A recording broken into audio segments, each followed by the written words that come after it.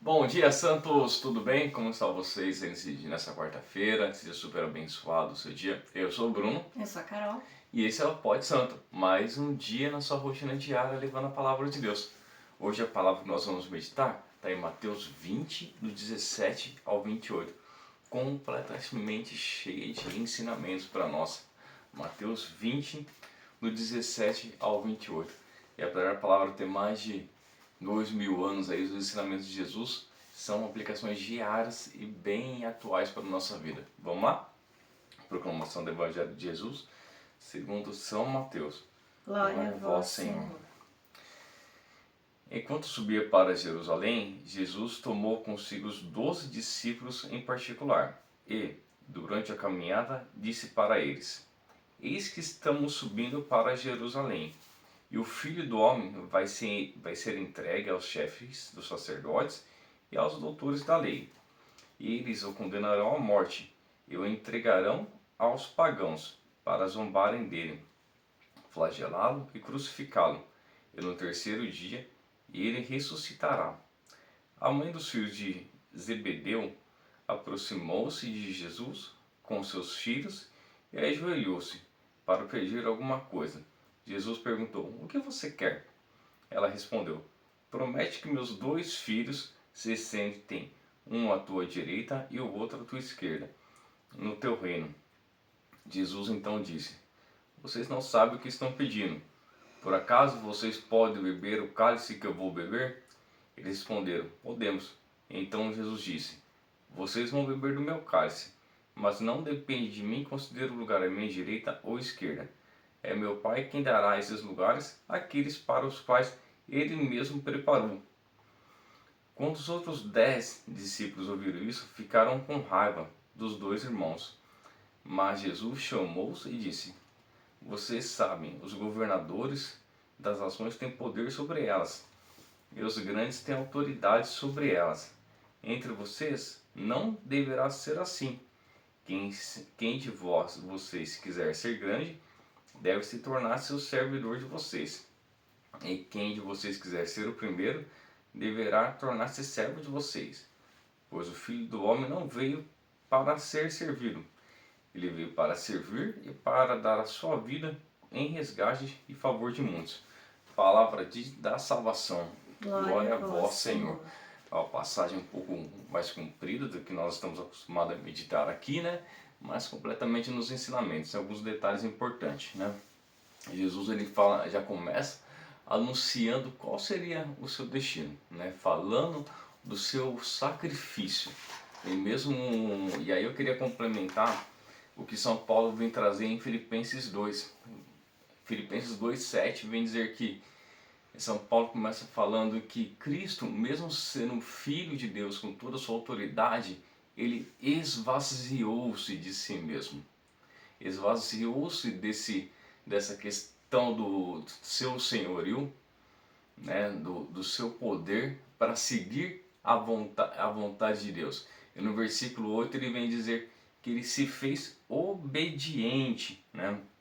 Qual foi a colheita dele após esse momento? A ressurreição. Então fala assim, nem sempre seguir a vontade de Deus é confortável para a nossa vida. Muitas vezes nós temos que nos abdicar de nós mesmos, das nossas vontades. Mas a vontade de Deus, ela sempre vai trazer alguma coisa, um fruto muito maior do que nós estávamos projetando lá na frente. As mães de Tiago e de João, ela pensa em poder e posição, né? E muitas vezes nós, na nossa vida, somos dessa maneira também. Acabamos querendo as bênçãos sem querer viver o sacrifício, né? Um atleta profissional, ou qualquer tipo de atleta, antes dele ter a graça do pódio, antes de, por exemplo, qualquer pessoa que faz uma atividade física ter aí um corpo um pouco melhor, tudo, uma saúde melhor, ela tem que se sacrificar em outras maneiras. Sacrificar numa alimentação, sacrificar fazendo muitas horas de atividade, exercício, para colher alguma coisa melhor lá na frente. Então, traz muito para a nossa vida essa realidade também, né? As bênçãos vêm junto com o sacrifício, se faz necessário se sacrificar. Você vê muitas vezes que eu gosto muito de planta, né? A semente tem que morrer dentro da terra para que a árvore possa vir, para que a flor possa vir. Então nós temos que morrer para nós mesmos para que algo maior venha nos acontecer.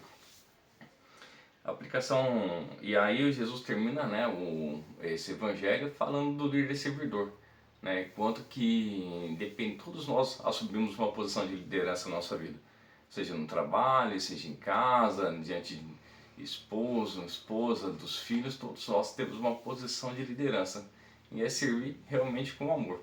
E a aplicação prática dessa passagem para a nossa vida no dia de hoje é: em casa, servir sem reclamar.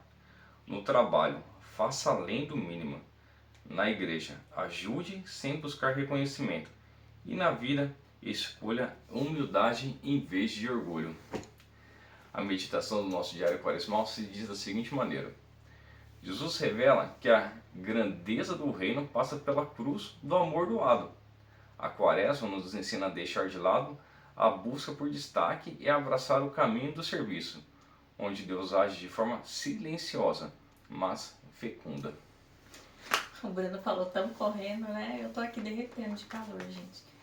Então, o propósito de hoje, né, com essa palavra, é servir com amor, né? Então, o Bruno colocou algumas aplicações ali no trabalho, na família, perfeito.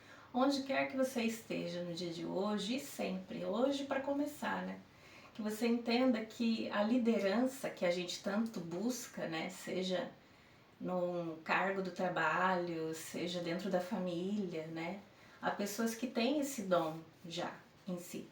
Ela vai ser desenvolvida a partir do momento que você se entrega à vontade de Deus e você serve aos propósitos de Deus com amor.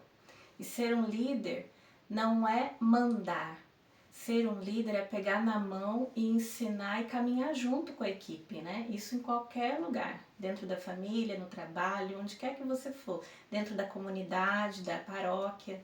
Então, toda vez que a gente percebe que um líder está impondo coisas da cabeça dele, que ele está deixando o pseudo poder subir a cabeça, ele se distancia da vontade de Deus. Então é isso que a gente tem que se preocupar hoje, que a gente tente servir onde quer que a gente esteja, sem reclamar, e se a gente exerce um cargo de liderança, ou se a gente é líder em algum momento na nossa vida, que a gente seja um líder com amor, como Jesus foi o líder dos discípulos, ensinando e caminhando junto.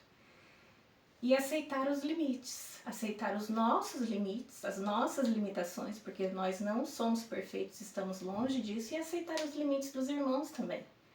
Não colocar a nossa régua para o outro seguir, né?